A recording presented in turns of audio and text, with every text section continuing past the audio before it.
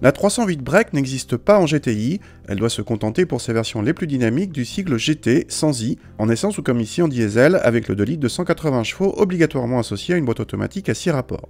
La GT se reconnaît extérieurement à ses badges mais aussi ses roues de 18 pouces en série, une fausse double sortie d'échappement à l'arrière, des rétroviseurs laqués noirs, tandis que les feux avant sont entièrement à LED et les clignotants dynamiques comme sur les 308 haut de gamme.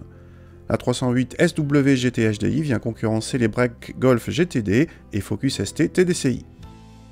La GT reprend bien sûr la planche de bord des autres 308 avec le petit volant placé bas et le combiné d'instruments en hauteur. La GT se distingue des autres 308 par une sellerie Alcantara ou cuir en option et des surpiqûres rouges en plusieurs points de l'habitacle. Le bouton sport entre les sièges fait passer l'éclairage du tableau de bord en rouge et change la sonorité moteur via le système audio Gadget. A l'arrière, aucune modification pour les passagers qui restent bien accueillis pour la catégorie. Idem pour le coffre, l'un des plus généreux du segment après celui de la Civic Tourer.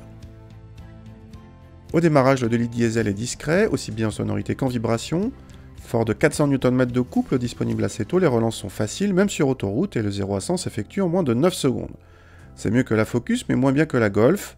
La boîte automatique à 6 rapports est douce, rapide la plupart du temps, mais le point fort de cette 308 GT, c'est son compromis châssis. On a l'efficacité d'une sportive avec un train avant mordant et des vitesses de passage en courbe impressionnantes, avec un confort tout à fait praticable au quotidien. Dommage que l'arrière ne soit pas un peu plus mobile, cette GT reste très sage en toutes circonstances. La Focus ST est plus amusante, quitte à être moins efficace. Dommage également que Peugeot ne propose pas de boîte mécanique. Cette 308 représente en tout cas une sorte de voiture à tout faire, vrai break spacieux, bien présenté, rapide et très sobre vu les prestations d'ensemble.